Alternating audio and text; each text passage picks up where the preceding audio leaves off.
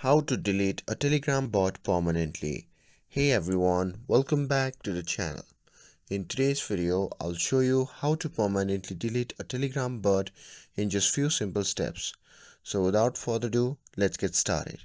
So first open the Telegram app and make sure that you're logged into your account.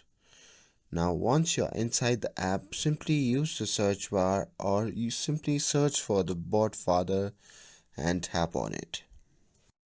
And once you have opened the BotFather, you need to start the conversation with it. So simply tap on start or manually type /start and send it. And this will activate the bot and display a list of commands from managing your Telegram bots. And after that, simply type /mybots and send it, and BotFather will now display all the bots you have created. You just need to tap on the bot you want to delete, and from there simply scroll down and select delete bot. And now Telegram will ask for confirmation, and once confirmed, your bot will be permanently deleted.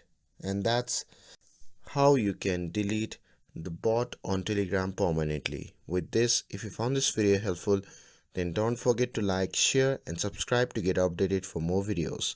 Thanks for watching, and I'll see you in the next video.